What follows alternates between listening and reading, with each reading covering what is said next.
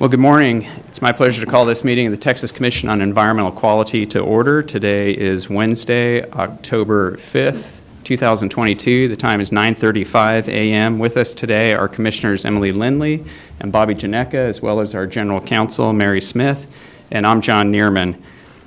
For those of you who are joining us virtually, I'd like to ask you to please keep your microphones muted when you're not speaking. For those who are making presentations, we will inform speakers of their time limits. We'd ask you to wait to begin speaking until either our General Counsel or I ask you to do so.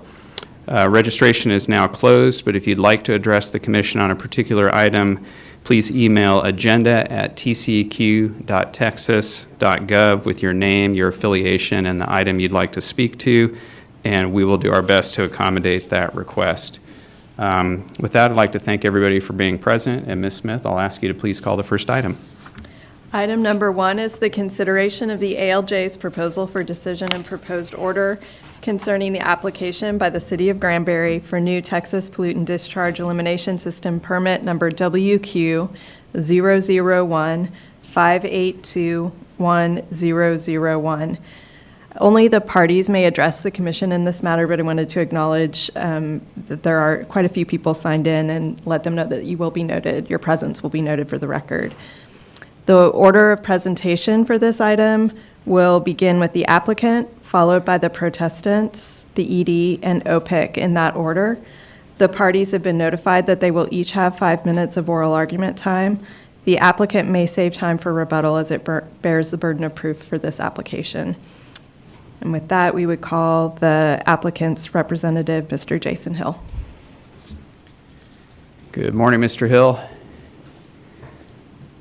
Good morning, Mr. Chairman. Good morning, Mr. Chairman, Commissioners. Mr. Hill, can you make sure, do you have a green light on that microphone? We may need to turn the volume up a little bit for you so you can be heard, but Good morning. There we go. we've got it. All right. Mr. Chairman, Commissioners, I'm Jason Hill here on behalf of the City of Granbury. I've reserved a few minutes for rebuttal if it's necessary, so I'm going to get with it. What you have in front of you, Commissioners, is a full, robust, complete application for a discharge permit by the City of Granbury. The application was submitted over 3 years ago. Since that time, the world has changed. The City of Granbury has experienced tremendous growth over the years. One thing that hasn't changed during that time is that growth projection. And in fact, what we've seen over the last few years has exacerbated the growth as opposed to throwing water on it. With that growth comes challenges to infrastructure and strain, and the City of Granbury has put a plan together to address those, and this permit is a substantial component of that plan to address the city's infrastructure challenges. There were 13 issues that the Commission referred to SOAH for the parties to address in a contested case hearing. They were a comprehensive set of issues. They raised issues that are front and center in front of this agency. But what you have in front of you is a full record. We had 8 witnesses for the City of Granbury, 8 of whom were experts. None of their credentials were challenged in this case. You will see in the record that there is above a preponderance of evidence that supports the administrative law judge's proposal for decision and the findings that they lay out in their proposed order, both through the prima facie demonstration as well as direct evidence that was offered in the record. Commissioners, you'll find in the record that the executive director, the agency staff followed the executive director's procedures in every step of the way through their review of the application. Their technical review is not only defensible, it was defended by an overwhelming weight of evidence into the record. In addition, the evidence that was offered in the hearing, both by the executive director and the agency staff, demonstrated compliance with all the requirements and satisfaction of each of the questions that was raised and the issues that were referred. Commissioners, I've got time reserved for rebuttal, but I want to ask you to consider adopting the proposed order that the administrative law judges have drawn up and acknowledge and accept, rather, their analysis of the issues that led ultimately to their findings. Thank you. Thank you, Mr. Hill. And we'll hear next from the protestants. Good morning, sir. Good morning. Mr. Chairman, Commissioners, General Counsel, my name is Michael Booth, and today I'm representing my clients, The Risk and Bennett RV Ranch and Granbury Fresh, in this oral argument. I'm just going to start and say the evidence was lacking because key water quality evidence was excluded by the ALJs, and I'll talk about that in just a second. But I want to say that this case started because the City of Granbury located this plant without consulting environmental water quality experts as well as an environmental attorney, because they were hired after the draft permit was granted. And so a lot of this was hurried, and sadly, we probably didn't get as good a record developed as we needed. But we're here really to talk about a few policy questions and some evidence that was lacking. And the first is it's undisputed that there is a unaerated equalization basin within 500 feet of the property line. In fact, it's right probably 200 feet. The city located or wants to build this plant on a very small site, and they're abutting it right next to my property, my client's The Risk's RV park. There's pictures and diagrams in the record I'm sure you looked at. Well, there was a lot of dispute about what was an anaerobic and not, but the rules say if it is a unaerated equalization basin, then it has to be within, the buffer needs to be 500 feet. The staff, when they evaluated this, said if the applicants said that the property would be, the wastewater would be in the equalization basin for less than 48 hours, and it was okay for them. There's another unit called a BNR reactor that is also an unaerated equalization basin, and that's going to be located within 500 feet of the property line.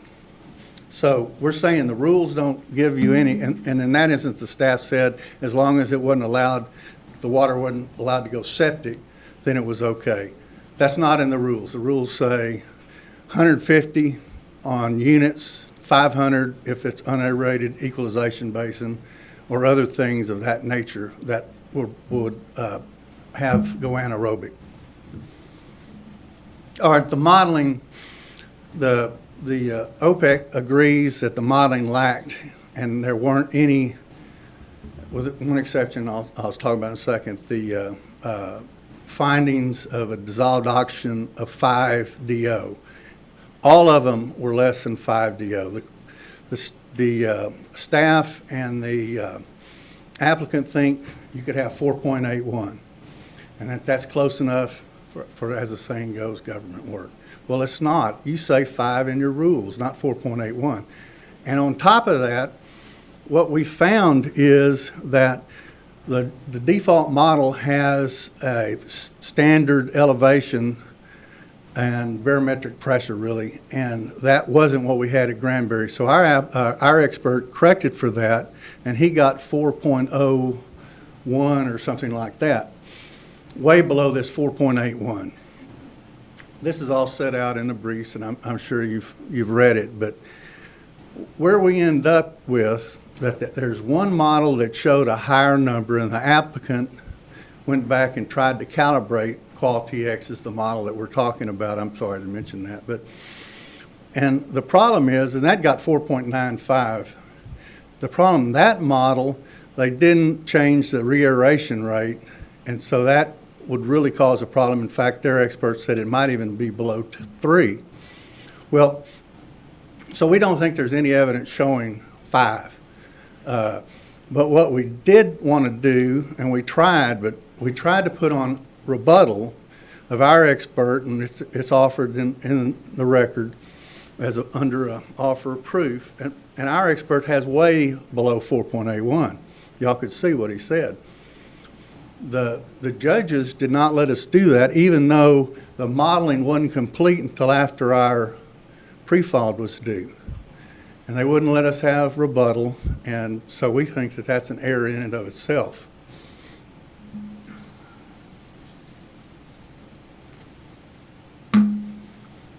There's another issue that we think is important. Well, there are other issues in there that we thought were valuable to be discussed, but we think that the anti-degradation analysis on Tier 2 was inadequate. And when That's fine. Pardon me? 2 minutes, was that 2 minutes? Or I think five? she was calling 5 minutes, but please I'll finish finish that your thought real thought. quick. Finish your thought, Okay. sir. Thank you. The way that the executive director does the analysis, they look at these tables and they used a volume of water that they were looking at the phosphorus nutrient loading of the Lake Granbury. Well, it's not. It's the Rucker Creek Cove. And so it went from 2.09 phosphorus loading increase to 625 phosphorus loading within the Rucker Creek Cove and Rucker Creek. And so we would ask the commission to deny this permit. And I'll answer any questions at the appropriate time. Thank you, Mr. Booth. Colleagues, any questions for Mr. Booth? Seeing none. Thank you, sir. Let's hear next from the Executive Director's Office. Good morning. Can you all hear me okay? We Great. can. Thank you. Good morning, Chairman, Commissioners, General Counsel, and Public Interest Counsel. I'm Anthony Tatu from the Environmental Law Division, and I have with me at the table this morning Gordon Cooper and James Mayhawk from the Water Quality Division. And we're all here on behalf of the Executive Director. The Executive Director supports the Administrative Law Judge's proposal for decision and the proposed order. We would respectfully recommend that the Commission adopt the proposed order, grant the application, and issue the permit to the City of Granbury. We are available for any questions you may have. Thank you. Thank you, Mr. Tatu. Colleagues, any questions for Mr. Tatu? Seeing none, let's hear next from the Office of Public Interest Counsel. Good morning, Chairman and Commissioners. Garrett Arthur for OPIC. As stated in our closing brief, OPIC found the City of Granbury met its burden of proof for most of the referred issues. However, the city failed to meet its burden of proof on issues G and I. Issue G asks whether the modeling complies with applicable regulations to ensure the draft permit is protective of water quality. OPIC finds the weight of evidence indicates that the modeling for dissolved oxygen does not ensure the draft permit is protective of water quality. Issue I asks whether the nutrient limits in the draft permit comply with applicable Texas surface water quality standards. OPIC finds that the draft permit's total phosphorus limit should be lowered in both phases, and a total nitrogen limit should be added to the draft permit. Our position is based on discharge volume, discharge route characteristics like critical low flow and short length, the limited dilution that occurs prior to and in Rucker Creek Cove, and the primary contact recreation and public water supply uses of Lake Granbury. The city's failure to meet its burden of proof on issues G and I is a basis to deny the application. However, if a permit is to be issued, OPIC respectfully suggests that the total phosphorus limit be lowered in both phases, and a total nitrogen limit should be added. Finally, if the proposed order is to be issued, OPIC concurs with the corrections identified in the ED's exceptions. Thank you. Thank you, Mr. Arthur. Colleagues, any questions for Mr. Arthur? All right, and the applicant has reserved some time for rebuttal. Mr. Hill, you're up again. Thank you, Commissioners. Let me just say right off the bat that the city's Tier 2 anti-degradation review was one of the most comprehensive reviews that I've ever had the privilege of working with. The experts that were involved left no stone unturned on this issue that really has become a paramount issue in the state of Texas in water quality permitting. The assessment included site-specific collected data that was used in sophisticated modeling to make predictions of potential water quality impacts, and all of that data combined demonstrated that the discharges that would be authorized in the draft permit would not lower water quality by more than a minimus extent. That evidence is largely unrefuted, and none of the credentials of any of the experts that were involved in that assessment were challenged. In fact, they're unchallengeable. With respect to the issue of the buffer zone, the ALJs covered that issue, and they saw through the argument.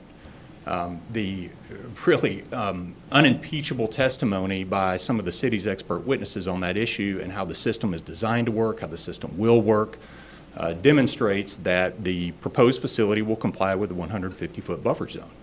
And the really no evidence to the contrary, just argument. The ALJ saw through it. I think the rationale and their analysis of that issue is spot on, and I think the findings that they made in response to that issue based on that rationale is fully supported by the evidence. And with regard to the modeling, the protestant's primary witness with regard to the Qualtex modeling had been thoroughly discredited independently, not only by the city's expert witness, but also by the executive director's expert witness, independent of one another, came to the same conclusion that the veracity of his testimony on that issue was not supported by what the true evidence showed in the case. Commissioners, in addition to the city's satisfaction of the Tier 2 requirement to show no degradation of water quality because of this permit, the city has also offered a proposed finding that I think is reflective of the evidence that's contained in the record as well. It's undisputable that this permit, this facility, is necessary for important economic and social issues in the city of Granbury and the region. And without it, the economic consequences of the inability to have this additional treatment capacity are dramatic. And perhaps that's an understatement if you saw the evidence that was presented into the record. Commissioners, the City of Granbury respectfully requests, based on the the administrative law judge's assessment of the evidence, their analysis, and their proposed findings of fact, that you adopt. That's 5 minutes. Go ahead and finish your thought. Administrative law Mr. judge's proposed findings of fact. You issue the draft order. You include the additional finding that the City of Granbury offered in its brief on the proposal for decision, and you issue the permit as it's drafted. Thank you, Commissioners. Thank you, Mr. Hill. Colleagues, any questions for Mr. Hill? Seeing none. Thank you, sir. Quite a few issues on this item. I reviewed them carefully. The arguments are very familiar that we heard this morning. I do not see a reason to second guess the ALJ's evaluation of the evidence. So that's my view. Commissioner Lindley, what's your take? I'm in agreement. I would be comfortable adopting the proposed order with the, exceptions, or regarding the few findings of facts that we can talk about if we want to, but I'm fine, supportive of it. Commissioner Janeka. I'm also in agreement, and I have one question that I would like to try to revisit now that we've heard from all the different parties, and that's on the point that OPIC raised on a total nitrogen limit rather than, and I think posing the question first to ED staff might be appropriate. I wonder if they may speak to the practicalities or the reasonableness of whether it's necessary to have a total nitrogen limit and total phosphorus limit. Do we reasonably expect those two factors to align closely enough that it's, what's the agency's view on it? Typically, total phosphorus is the limiting nutrient in fresh water. There can be situations in very low nutrient streams where nitrogen can become a limiting factor when phosphorus becomes available, but typically in larger water bodies, lakes, reservoirs, total phosphorus would be the limiting nutrient. I appreciate that, and that affirms what my general understanding was, and I take it that Executive Director staff is very prepared to recognize those unique water bodies where that might be the case and would consider the appropriate limit. And just wanted to return to the points that OPIC raised specifically. I think that's a worthwhile point in this permit to point to, but I'm not concerned given the way that we understand those factors to operate and interplay with these permits and these facilities in the environment. So I do appreciate you raising those points, but I'm comfortable moving forward. All right. I guess we just, should note that there were a few findings of fact, 17, 25, and 86, that the ALJ's July 26th letter addressed, and Yeah. so I think those should be included in any motion if we're ready for a motion. I agree. That's what I was mumbling when I was mumbling, alluding to. I apologize for that. But I have a motion, and I would move that we adopt the ALJ's proposed order as revised by the ALJ's letter dated July 26, 2022 regarding findings of fact numbers 17, 25, and 86, that we issue the ED's draft permit, and that we adopt the ED's response to comments. Second the motion. The motion has been made and seconded. All those in favor say aye. Aye. The motion carries. Ms. Smith, when you're ready, please call the next item.